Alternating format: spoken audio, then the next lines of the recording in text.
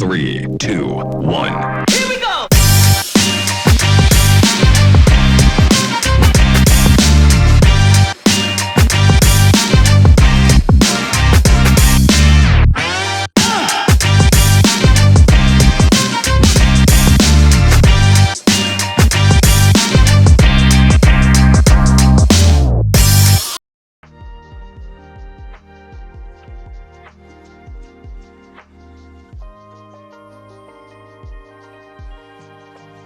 So for the local producers that might be watching like this video, what is like the criteria to get a collab with a Japade? Actually, there is some criteria about how they produce. The thing that they use to produce. I think this is more like, yeah, just how they produce, what they have to propose us, and then also the production quantity, and also the shipment, which is also important for us to know, because in some countries it's difficult to send product than from other countries. Okay. So actually like one of the problems that we have in Africa is like the transport of the product. So we have some country we are doing good, and some country it's really difficult for them to send product out of the countries. I guess Malawi is easy actually. Oh. Yeah, I think one of the easiest country that we are working with is actually. Malawi. Yeah, like if we make an order, like we can receive it like 1 week after. And what's the most complex? Because you have a lot of companies already in Malawi. And then I don't know why, but I have to tell you something. Like I make the difference between the English country in Africa and the French country in Africa is completely different. Like the English country in Africa have a lot of infrastructure. Yeah, I don't know if I say it well, but yeah. Infrastructure. Mm-hmm. Yeah, infrastructure. They have a lot of them, and then it's more easy to work with those countries than the French countries in Africa. So Ethiopia is South Africa, and Malawi is easier. It's very easy. And Ghana is easy too. Ghana is easy, but like the easiest country is Malawi. It's crazy. I would think. I will not guess it's Malawi. Yeah, but actually it's one of the easiest country that like for shipment we didn't have any issue with it. So I think Cameroon is sector near your flesh. So all the products from Cameroon are like if we don't like to send a lot of product from every country. For example, the product from Chad and everything goes first in Côte d'Ivoire, and then from Côte d'Ivoire they send it here. So it's easy like to go to Côte d'Ivoire, and then from Côte d'Ivoire it's easy to send product to Belgium. Here. But like, for example, from Chad to come here is difficult. Oh, you have Chad on the list as well? Yeah, we have Chad. Like, what do you get from Chad? Chebe. Chebe, like, for the hair? Yeah, for the hair, yeah. Okay. We have product from Chad. They are coming like to Côte d'Ivoire, and then from Côte d'Ivoire they send everything Belgium. here. It's impressive, bravo. Yeah, if we every day, like we are finding new solution to get product to us, and also before ordering a product, when we have a new product or we are working on a new product, we need to make sure that this product is we can sell it here, because also here we have some regulations to respect. For example, for the honey, you cannot. Honey? Yeah. You get honey from Africa too? We have honey from Ghana. Okay. And the thing, like, we cannot sell honey just like this in Belgium. We need to respect quantity, because the legislation here, they don't want us to compete with the local producers. Mm-hmm. And then if we import honey, the honey should be like special, and then there is a lot of criteria yeah. to say that okay, this honey is special, is not the one that you can find in the market. So you need to make a test, and then everything. Then you have an approval to sell your honey. Your honey here. Yeah, I guess a Japade has turned you into, I'll say, a consultant, because with everything you know right now, you can literally... Yeah, actually, like everything I know now, I can literally help people to start run yeah, business. Yeah. because also have like a lady from I think she's from Rwanda. She wants also to import like honey, and then yeah, I help her also like to to find like the way to like the way to sell her honey here in Belgium. You didn't take it from, you didn't, No, sometimes you just help people like help that. people, yeah. Okay. Because we already have like honey from Ghana, which I really like it because it's dark honey, and then like the honey really change from where you take it from. For example, if you take the honey from, I don't know, from Malawi, it's not going to be the same. Well, it's not going to be the same with the one from Ghana? No, because for example, the one from Ghana are from, the forest, and then it's from the mountain in the forest. Mountain area. So yeah, this is going to be special, for example, for the one who are from in French, the valleys. The valleys, yeah. So yeah, it's the same as a coffee. Yeah. Yeah. Okay. What are the tools you use to operate this kind of business model? There's communication, there's geolocations that are different. So what tools do you use to put this business together as a structure? What tools? Oh, there's a lot of tools actually. Actually, we started with a website. Our website helped us a lot. Communication, for example, just WhatsApp, hey. Yeah. You mean I didn't really understand the question. So you mean like the tools that you use with the producer and actually like the best tools to use with Africa is WhatsApp. For example, like I was at the beginning we started with email and stuff. Yeah. Then it's too complicated. It's too complicated. You read the things later and stuff. Yeah, so just send WhatsApp. It's easy for them. Yeah. And then if they want to send you like an invoice, they're going to send you everything in WhatsApp. And then I didn't like have WhatsApp on my laptop. Now I have WhatsApp on my laptop. So for me, it's like I'm still working like on my laptop, but from them for the producer, it's easy for them. Yeah. And then also we have like a startup in Ghana that help producer to have how to say in English, but is engrais, to plant and stuff like this. Planting. Yeah, the grains. Yeah, the grains. Yeah. So that they produce an agri-tech startup. Exactly. Okay. So they are from Ghana, and actually they are going to they have a step like in Côte d'Ivoire. And I also want to expand to other countries. So the name of the startup is Farmer Line.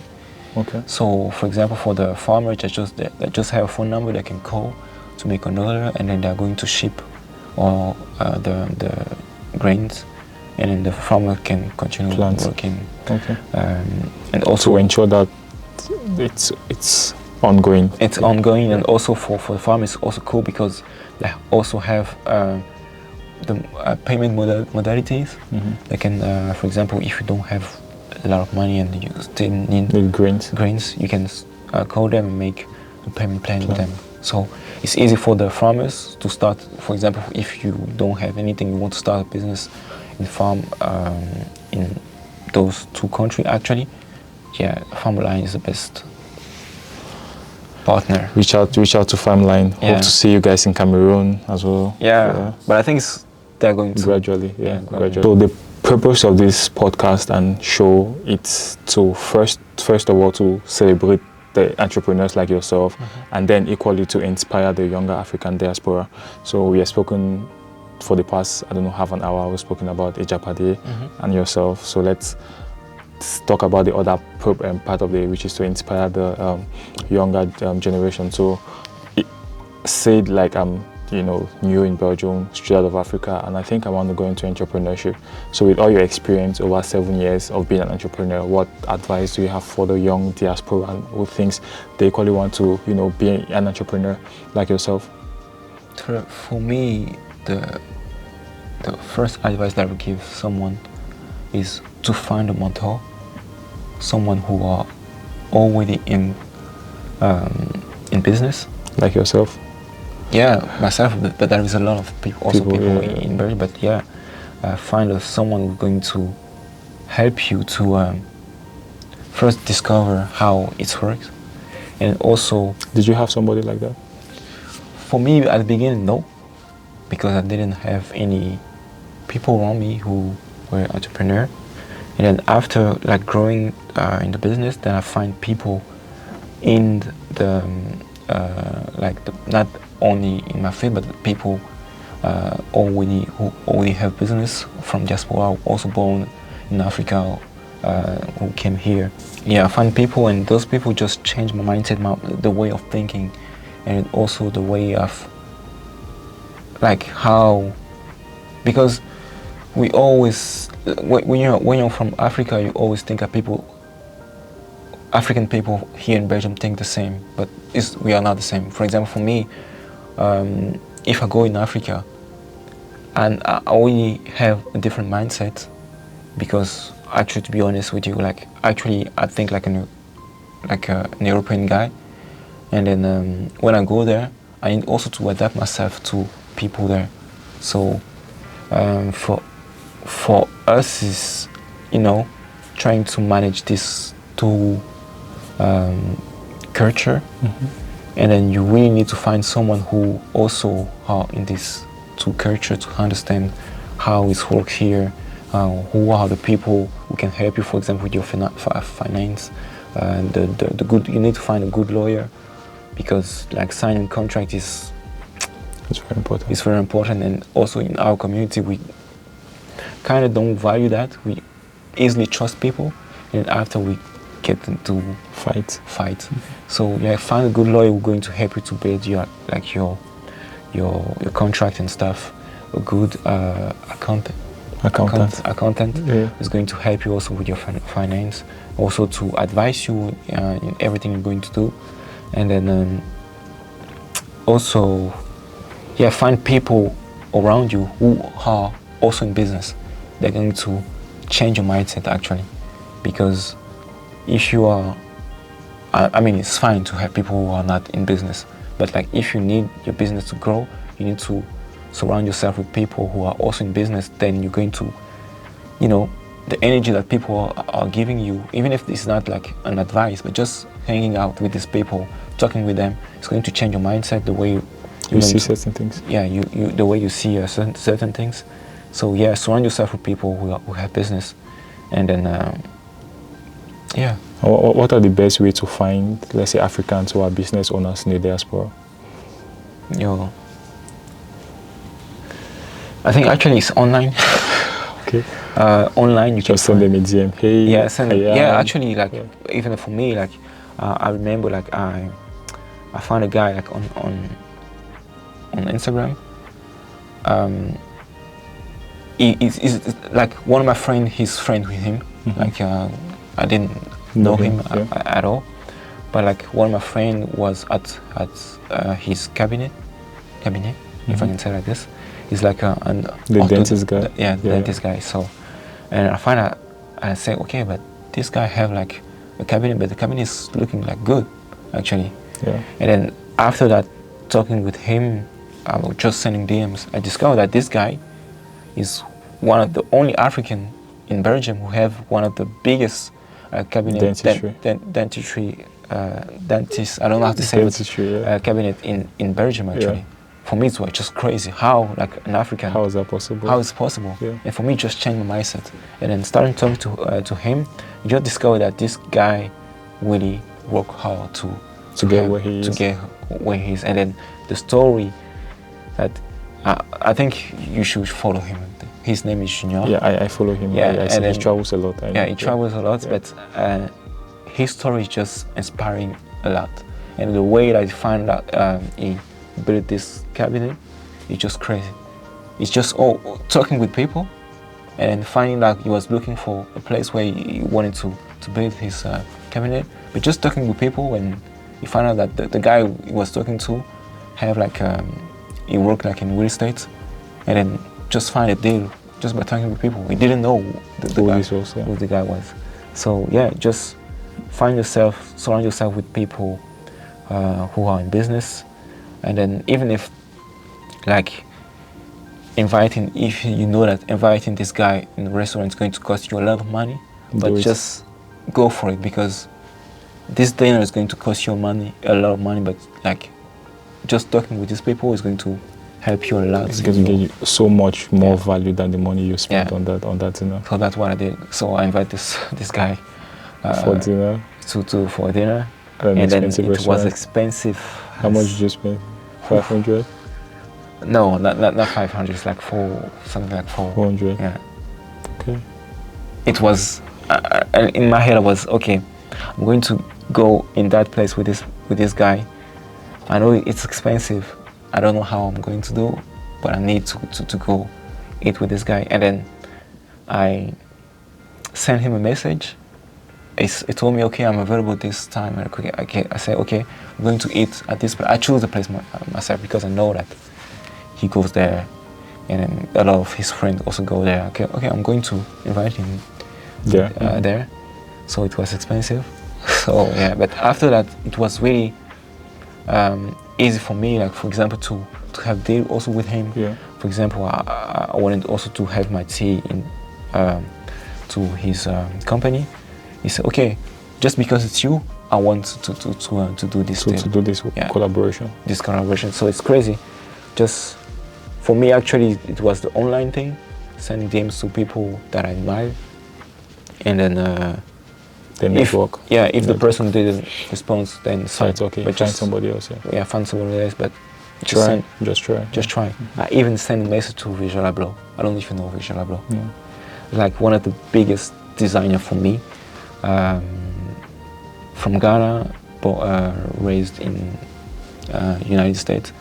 I don't know if you know the brand Off-White. The black guy who was one of the first black designer for Louis Vuitton. No. Sorry. Okay, but I'm not a fashion person. So okay, but it's fine. I don't roll the fashion industry like that. Yeah. But for me, like sending DMs to people that you admire is the thing. It's the thing. It's the way forward. Yeah.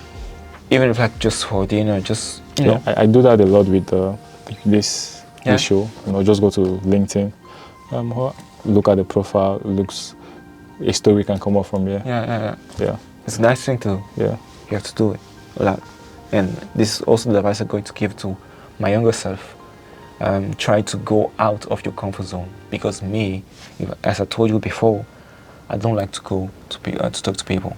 I like to stay in my comfort zone, and then in my head I think everything's going to, I'm going to fix everything for myself. But it don't work like that.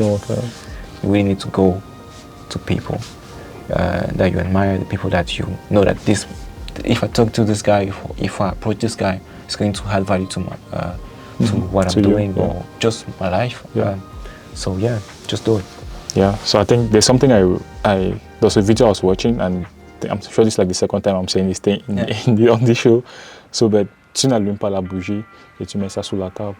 Tu dois mettre la bougie au-dessus de la table pour que ça illumine ton environnement.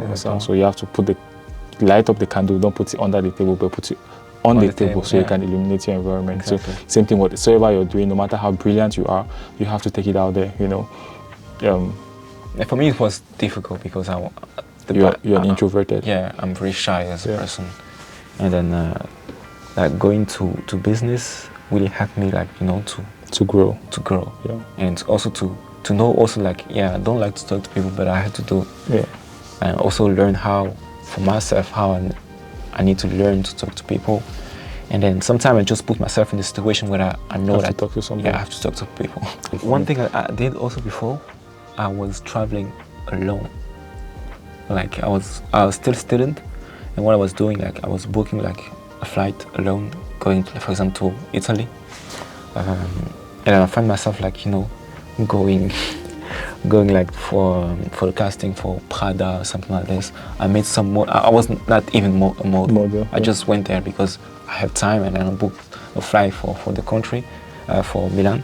And then I find out myself like talking to some models there, going like to party with them, and they invite me like, you know, drinking with them or going to all the party with Lenny Kravitz and something like this. And it was just crazy. Just because I decided to put myself in this position, then you got some crazy experiences. Yeah. So just put yourself in the situation where you know that, okay, if I'm in this position, for example, like I was in Terra, I didn't know anything. So I was asking like how I do it, because I want to go there, how I do for, you know, which bus or which train I have to take. And people just show you and around and yeah. Okay, that's good. So any last words for the young African diaspora, not an entrepreneur necessarily, but you know, the young African, any last words for us? Yeah, I'm young as well, so for me, I think like we really need to build a community. For me, a community just not only, you know, when it's about party and stuff, and you know, for example, you have a lot of community. For example, in Brussels, you have, for example, the North African community, who are really strong. That they have, we know, for the business that if you need a lawyer, they are going to advise you someone, and they are really like connected. But like in Belgium, we're still not connected yet.